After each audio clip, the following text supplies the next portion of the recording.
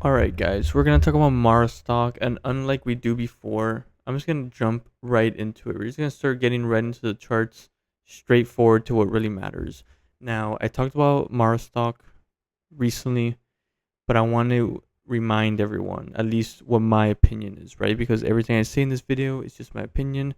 Please do your own due diligence. I just like to share with you guys what I am doing. I am not telling you what to do, but nothing has really changed with Mars stock. The only thing I'm really keeping an eye on is it hasn't been that long. I mean, we're just getting over a weekend. It's currently Sunday night, and the futures market, nothing too crazy for the overall market. I'm gonna talk about Bitcoin a lot more in detail on the Discord, and tomorrow or soon into this new trading week, I'm gonna talk a lot about Bitcoin, but this is gonna influence it potentially. You guys can probably get an idea of a few things that I'm going over, but I talked about it on the Discord already. There's some info on there.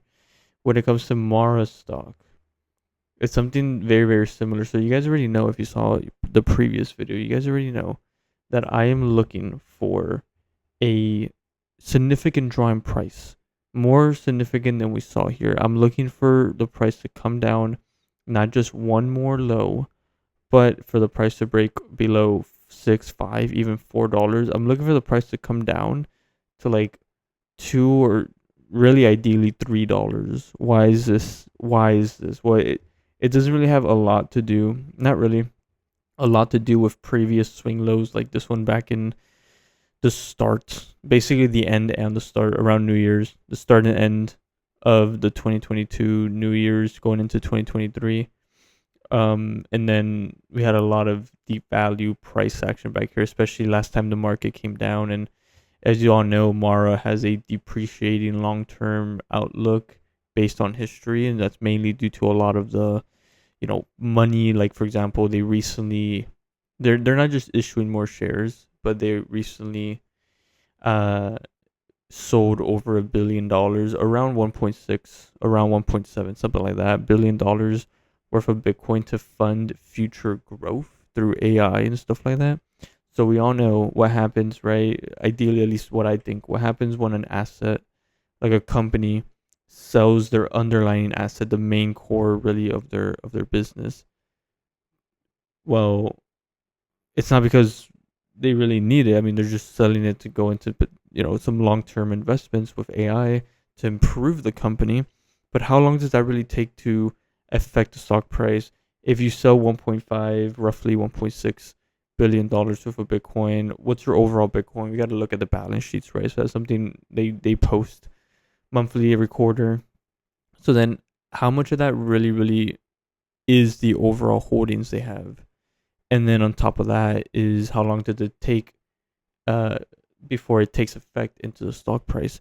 So see, there's a lot of like what ifs, a lot of that, but what the chart's telling us specifically is, well, due to current decrease in their balance sheet when it comes to Bitcoin for future growth, which is not guaranteed that the future growth will succeed. But I feel like they did a lot of research. I keep up with the company quite well. If you guys check out those quarterly reports, they're super informational.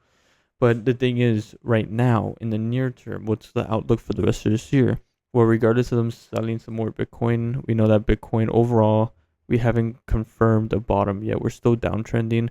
We haven't made a significant, move high where then it finds a higher low and it moves higher. That's a high possibility. And if the price does break closer, if it does break over 90,000, closer to around 93K, I'm going to update the outlook and I'm going to give you guys a possible scenario, and at least what I'm looking for the price to end up, continuing higher. But as of right now, the outlook is that this bear market is not over. And in a previous video, I mean, I explained to you guys how I got this purple area down here. So I really want to see the price break below 50, below, as well as below 40K, into the 30s potentially, but around that 35K area is what I'm looking for. Until then, it's all about position sizing, right? So I need to tell you guys what I'm looking for in Mara. But with all these positions, both in Bitcoin, which I'm going to get into in a future video real soon, but just like in Mara, position sizing is key. Now, unlike Mara, though, that's a lot more volatile.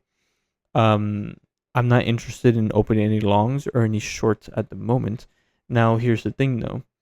The difference between this and Bitcoin before I actually draw what I'm trying to tell you guys, illustrate. Yeah, in Bitcoin it's easy because you can add on some covered calls, or you can do a lot of things like shave some position when the price goes higher, or slowly accumulate when it comes down into, short-term support area, which is it's going to start breaking into that real soon.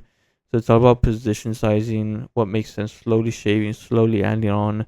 um it's all about those slow gains, proper management, rather than, like, you see like super hyped up traders like adding like a crazy amount in one thing, and then one simple move and then they're out. It's like, no, it's all about managing position size and conserving capital. But what I'm looking at in Mara stock right now is, if the price can just continue up higher and break over 15, so that will indicate, or it would allow it to, if it breaks over 15, it will also break over the point 0.5 retracement.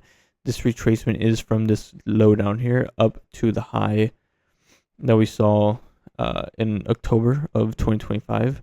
So it's quite simple, really. It's the idea here is we're looking for the price to go up a bit higher, fill in this zone a little bit more, and then we have a short opportunity. Now, if that happens, instead of the price coming down lower, what I'm looking for is a shorting opportunity. Would be, let's just say we follow the price up higher, it tops out around 1570, for example. Then the idea will be to short it, and then TP will be at the start, the 0.35 at the start of support. Because if we are in an uptrend, and it comes down and even just touches support represented by the red retracement, I need to change things up a little bit because the colors are a little too similar.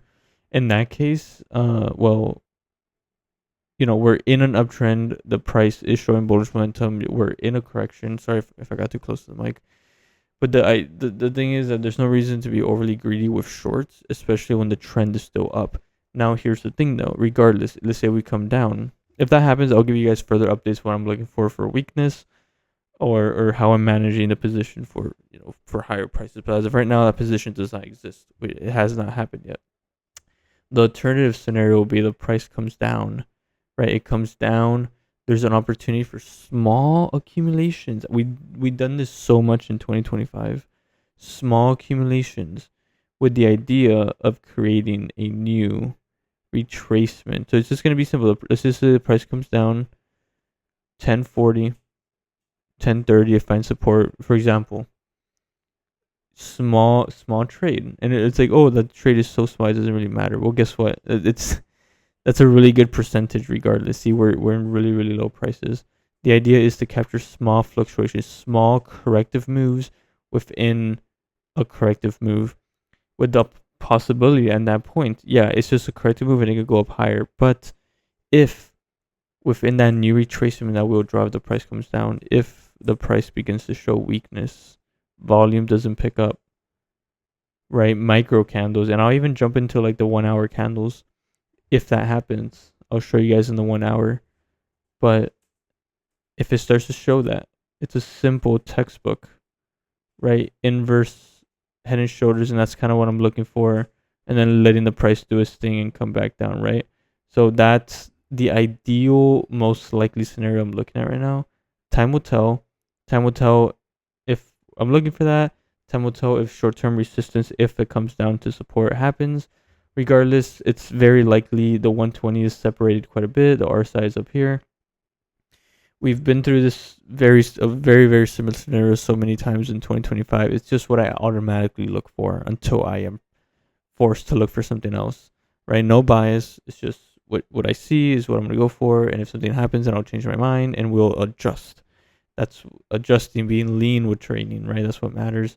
But until then, until we come down into here, I'm just waiting to see if the price can just break over that 0.5, over 15.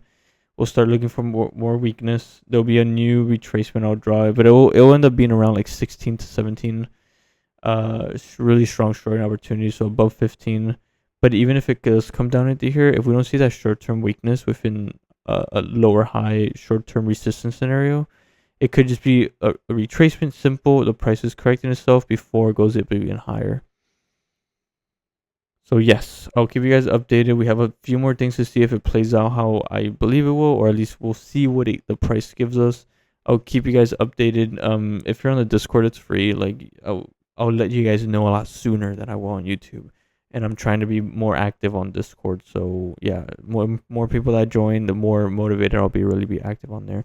But regardless, I will be on there. I will be on there, and we're live streaming again Wednesday or Thursday night, and we'll live stream for like 2 or 3 days in a row, and then, but we'll do some more. We'll cover Bitcoin and S&P as well. Bitcoin's looking really good.